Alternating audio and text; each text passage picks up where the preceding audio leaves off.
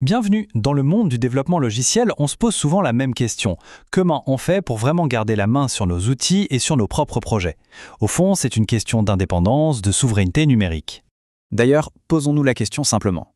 Quand tout notre code est hébergé sur une de ces grosses plateformes bien connues, qui a le contrôle final?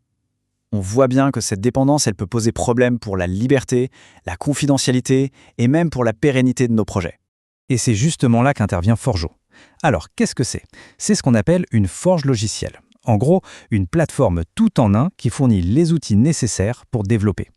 La grande différence, c'est qu'elle est pensée pour être auto-hébergée, ce qui redonne une maîtrise complète.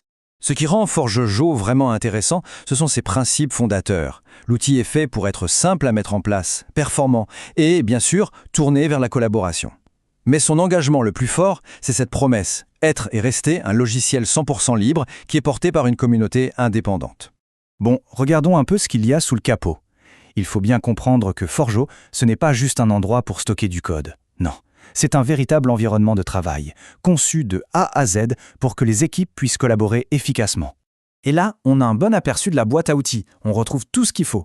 La gestion des dépôts guides, bien entendu, les fameuses pull requests pour relire le code en équipe, un système de suivi des bugs, des wikis pour la doc et même des tableaux Kanban pour gérer ses projets de manière très visuelle. Mais ça ne s'arrête pas là. ForgeJo intègre aussi un système d'automatisation assez puissant. Avec ce qu'ils appellent les actions Forjo, on peut mettre en place des chaînes d'intégration et de livraison continue, le fameux CI/CD, directement depuis la forge.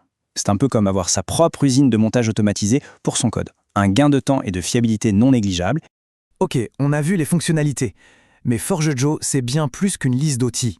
Il y a une vraie philosophie derrière, un ensemble de principes forts qui orientent tout le développement du projet.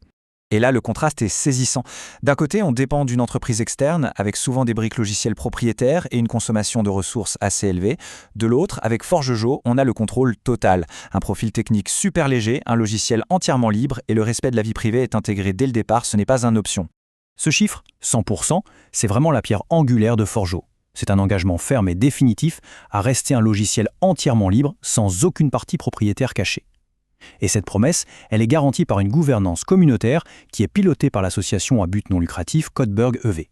Un autre point fondamental, c'est son efficacité. ForgeJo est conçu pour être incroyablement économe en ressources. On parle d'un besoin matériel qui est vraiment bien inférieur à celui des alternatives. Il peut tourner sans aucun problème sur un simple Raspberry Pi ou sur une petite instance cloud chez des hébergeurs comme Contabo ou Infomaniac. Ça rend l'auto-hébergement hyper accessible. Leur devise, Beyond Coding we Forge, résume parfaitement l'état d'esprit. L'idée, ce n'est pas seulement de coder, c'est de forger ensemble, de construire des outils, une communauté et finalement un avenir un peu plus décentralisé pour le développement de logiciels. Alors concrètement, si on a envie de s'y mettre ou même de participer, comment on fait? Eh bien, la communauté a fait en sorte que ce soit assez simple. Il y a plusieurs options. La voie royale, bien sûr, c'est de télécharger Forjo et de l'installer sur son propre serveur. Là, on a l'indépendance totale. Pour ceux qui veulent juste tester sans rien installer, on peut simplement s'inscrire sur une instance publique comme Codeberg. Et évidemment, tout le monde peut contribuer directement à l'amélioration du projet. Et ce qui est super, c'est qu'il n'y a pas besoin d'être un développeur ou une développeuse pour aider. Le projet a besoin de toutes sortes de compétences, pour écrire de la doc, pour traduire l'interface, pour améliorer le design ou l'expérience utilisateur, et même pour aider à animer la communauté. Voilà, on arrive au bout de ce tour d'horizon. Forjo se présente vraiment comme une solution alternative, solide, éthique et performante pour tous ceux qui veulent reprendre la main sur leurs outils. La question finale est donc toute simple, est-on prêt à forger sa propre indépendance ?